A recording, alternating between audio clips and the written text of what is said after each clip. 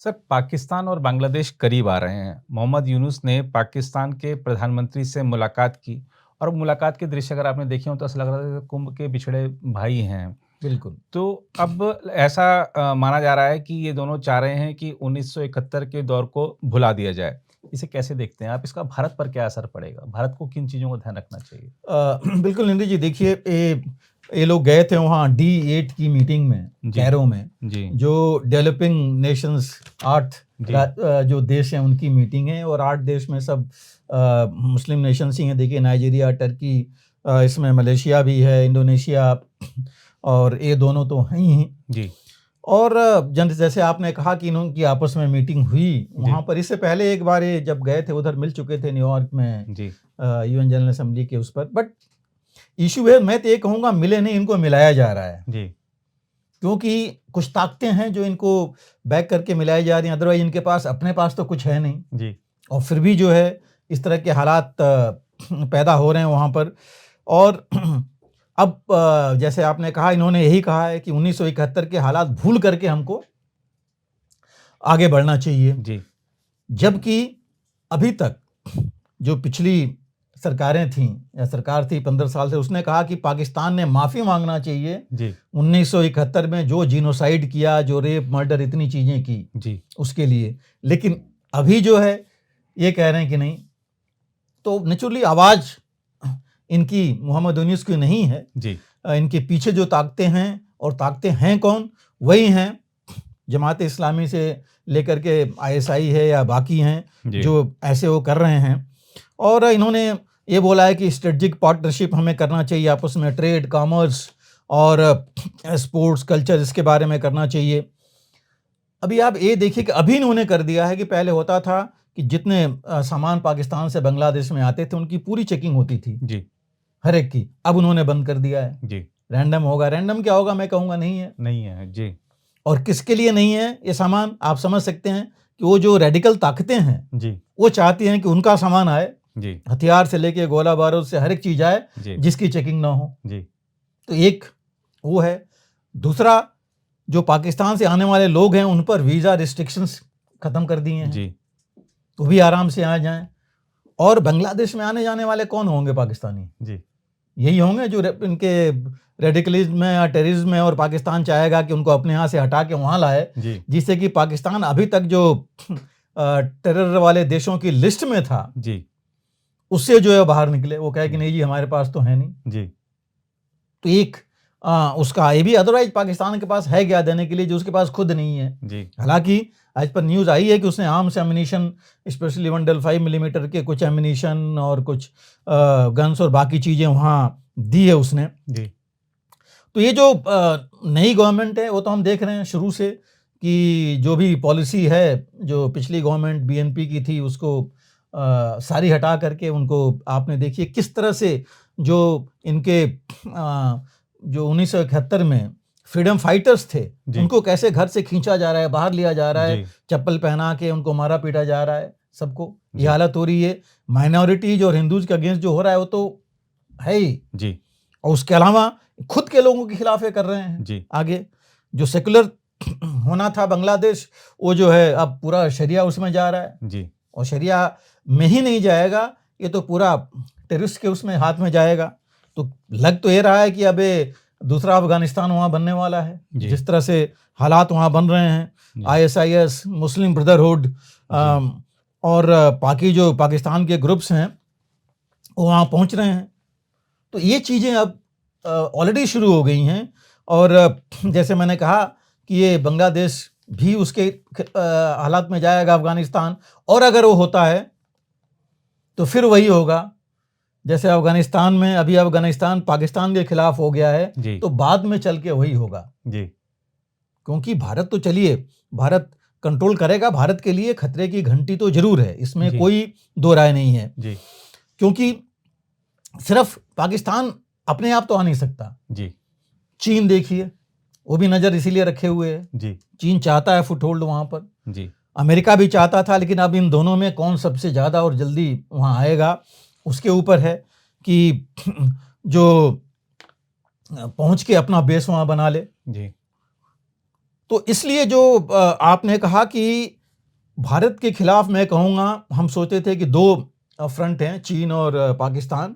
अब एक तीसरा फ्रंट अब बांग्लादेश भी हो जाएगा, जी, क्योंकि उधर चीन और पाकिस्तान थे, या पाकिस्तान सपोर्टेड बाय चीन था। जी, अब यहाँ बांग्लादेश सपोर्टेड बाय चीन और पाकिस्तान दोनों। जी, अब चीन के साथ तो चलिए बाउंड्री की लड़ाई थी, जी, अब यहाँ तो हर एक पूरी लड़ाई हो जाएगी, टोटल हाइब्रिड वॉरफेयर हो जाएगा जी, यहाँ से, जी, बांग्लादेश से, क्योंकि सब होंगे, मिलिटेंट से लेकर के टेररिस्ट से लेकर के, और जितने हमारे ग्रुप्स हैं, अगर कुछ जो मिलिटेंट ग्रुप्स हैं जो पहले एक्टिव थे इंडिया में, वो बाहर गए थे, उधर आ जाएंगे। जी, इसके साथ मैं ऐड करना चाहूँगा कि म्यांमार में देखिए क्या हो रहा है, जी, वहाँ भी यही आ रहे हैं, जी, और वहाँ कहा जा रहा है कि अराकान आर्मी जो है, जो काचिन वाले इलाके में तो पहुँच ही चुकी है, जी, लगभग उसी का वर्चस्व चल रहा है।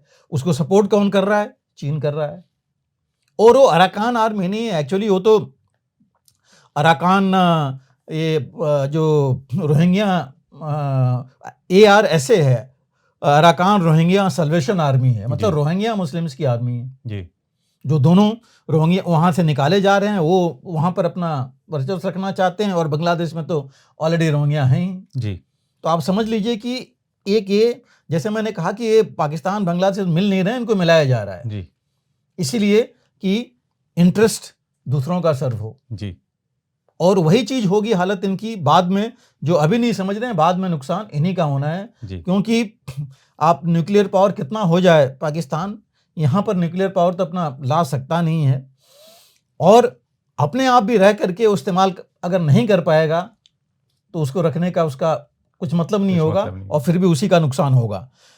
अब देखिए, मैं ये भी ऐड करना चाहूँगा कि अगर बांग्लादेश में इतना ज़्यादा होता है सब कुछ, चीन का, अगर चीन भी वहाँ आ जाता है, कि और चीन का देखिए एम क्या है, वो स्टेट ऑफ मलाक्का से लेके और इंडो पैसिफिक से लेकर के इधर इंडियन ओशन में भी फुटहोल्ड चाहता है। जी, ऑलरेडी सबमरीन्स वहाँ दे चुका है, सबमरीन बेस उसने चिटगांव में बना दिया है, जी, और जो है वहाँ पर एंट्री कर रहा है, तकरीबन $20 बिलियन वो लगाने के उसमें है बांग्लादेश में।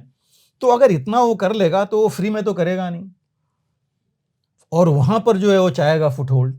तो अगर ऐसा होता है, तो सिर्फ भारत नहीं, अमेरिका के भी इंटरेस्ट का इसमें खतरा है। जी, जो वो इंडो पैसिफिक से लेके बाकी की बात अमेरिका करता रहता है, उसके लिए भी नुकसान है।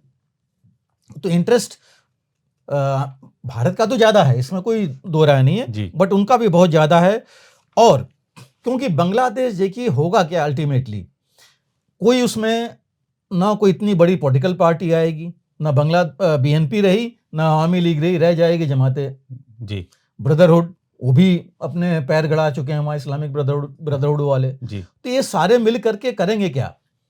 सब अपने अपने हिस्से को लेके चलेंगे, जी, तो फाइनली वहाँ टोटल क्योर्स जो कहते हैं ना, वो वाला हो जाएगा, जी, कि सब अपने अपने हिस्से लेके चलेंगे, और जो है बांग्लादेश चल रहा था एक प्रोग्रेस पर, इकोनॉमी थी, वो तो सब अभी डूब गई।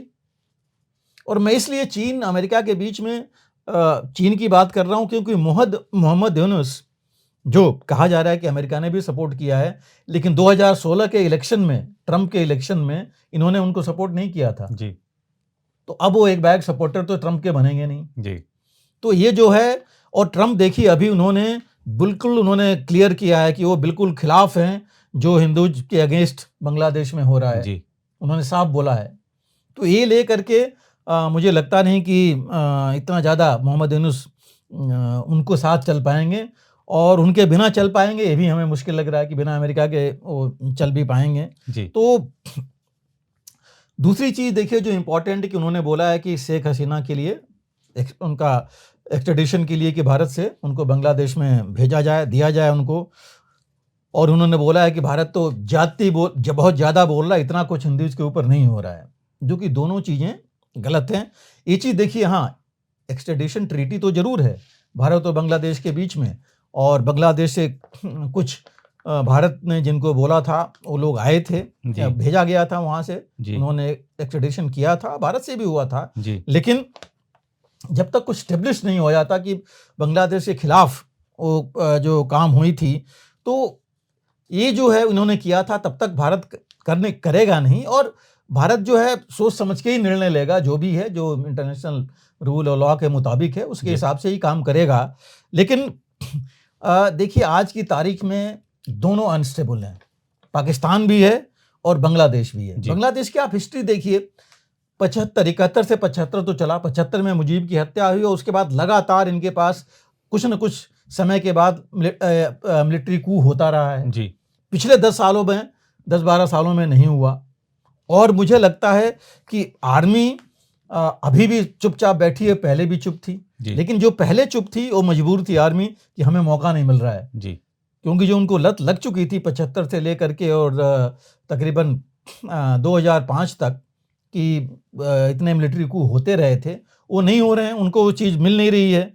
और मतलब आप समझिए कि 1975 से और 2009 में 19 करीब 29 करीब 34 साल में 29 मिलिट्री कूज बांग्लादेश में हो चुके हैं। जी। तो आप और वहाँ पर कोई मेजर दुश्मन नहीं है बांग्लादेश के बॉर्डर चारों तरफ भारतीय है। जी। और तब भी 2 लाख की आर्मी है। जी। तो आर्मी क्या उनकी चुप रहेगी? जी। कब तक चुप बैठेगी? जी। ये भी देखना है। जी। उसी ने जो है मिलिट्री अगर काम की होती तो हो सकता है शेख हसीना वहाँ रहती, जी। या वहाँ भी वो चेंज कर सकते थे, लेकिन वो खिलाफ नहीं गए स्टूडेंट्स के और जो बाकी मॉब्स थी टेररिस्ट के या जो मिलिटेंट्स से जो भी थे। तो इसलिए जो है मुझे लगता है कि मिलिट्री अभी भी बैकग्राउंड में है। जी। ऐसा नहीं है कि मोहम्मद अनू से ये बिना मिलिट्री के चल पाएंगे। जी। और कोई भी ग्रुप आएगा मिलिट्री को तो लेके ही चलना पड़ेगा। जी।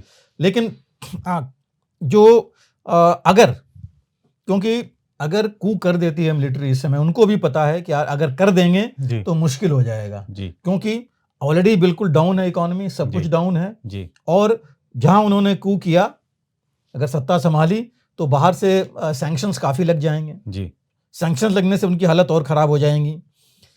लेकिन फंडामेंटलिस्ट या रेडिकल्स को कैसे आगे रखें, अगर नहीं पीछे रखें, उनको दूर रखें, क्योंकि नहीं रखें तो आगे चल करके इनकी मिलिट्री को ही प्रॉब्लम हो जाएगी। जी। क्योंकि उसमें भी रेडिकल से आ जाएंगे और ये मुश्किल हो जाएगा। इकॉनमी इतनी नीचे चली गई, अब इतनी जल्दी ऊपर ये ला नहीं पाएंगे। और बीच में मिलिट्री ऐसा ना हो कि जो फंडामेंटलिस्ट हैं और जो बाकी रह गए हैं, जनता या बाकी लोग जो रह गए हैं, उनके बीच में एक सिर्फ पॉन बन के रह जाए कि वो इधर से उधर असहाय दिखे। जी। तो ये मुश्किल उन्हीं के लिए आगे को हो जाएगा। और अभी देखिए, हालांकि इंतरिम गवर्नमेंट ने मिलिट्री को पावर्स दिए थे, जब उसके बाद जुलाई के बाद सितंबर में इन्होंने बोला था कि जितने कमीशन्ड ऑफिसर्स हैं बांग्लादेश मिलिट्री को, उनको उन्होंने मजिस्ट्रियल पावर्स दे दिए थे। जी। कि वो एक तरह से कहिए कि पुलिस का काम, बिकॉज पुलिस भी भाग गई थी जगह छोड़ के, तो वो काम उनको दे दिए थे 2 महीने के लिए, लेकिन आगे बढ़ा दिया था। जी। तो और देखिए, ऐसा ना हो कि बांग्लादेश भी किसी तरह इसमें फंस करके नॉर्थ कोरिया जैसा हो जाए। जी। कि उसको कहीं सैंक्शंस लगे, कहीं से उसको शाय मिले जैसे चीन से। जी। और आगे चल करके उसको ही मुश्किल हो जाए। जी। तो ये सिर्फ भारत के लिए नहीं है, पूरे रीजनल स्टेबिलिटी के लिए एक बहुत बड़ा खतरा होगा। और भारत को सोच समझ के चलना पड़ेगा, किसी न किसी तरह से प्रेशर लाना पड़ेगा बांग्लादेश के ऊपर। बांग्लादेश के जो एक्सट्रीमिस्ट्स हैं, जो ये रेडिकल्स हैं, उनके ऊपर लाना पड़ेगा। जी। और वर्ल्ड फोरम में भी ये लाना पड़ेगा। जी। कि भाई अगर एंटी टेरर हर जगह है तो यहाँ पर टेररिस्ट क्यों आने चाहिए। जी। कुछ एक्शन लेने पड़ेंगे। जी। इसमें संक्षेप में सर एक चीज़ और मैं जानना चाहूँगा कि जैसे हमने शुरुआत करी कि पाकिस्तान के प्रधानमंत्री को उन्होंने कहा कि भाई 1971 के दौर को भुला देते हैं। अब भारत ने जो किया उसको भी बांग्लादेश भुलाना चाहता है। अभी आपने देखा कि टिप्पणी आई कि भारत तो इस युद्ध में सिर्फ एक सहयोगी था। जी, उनके मिनिस्टर ने ही बोला था ये सहयोगी था। जी। लेकिन देखिए, डीप उसमें जनता तो जानती ही है। जी। जनता तो जानती है कि भारत ने क्या किया, कि भारत ने नहीं किया होता तो क्या हालत होती। जी। हाँ, ये घाव पाकिस्तान के ऊपर तो जरूर है। जी। वहां पर है और उन्होंने ही इस चीज को आगे बढ़ा रहे हैं। जी। लेकिन उनको ये भी सोचना चाहिए कि अगर भारत ने 1971 में किया है, जी, तो भारत अब ज़्यादा ताकतवर है जी। उस चीज़ को अगर ज़रूरत पड़ी तो दोबारा करने के लिए। तो अगर आप भी लेना चाहते हैं देश दुनिया की तमाम जानकारी तो आज ही सब्सक्राइब करें हमारे चैनल को। साथ ही नीचे दिए बेल आइकन को जरूर दबाएं ताकि हर अपडेट आप तक पहुंच सके।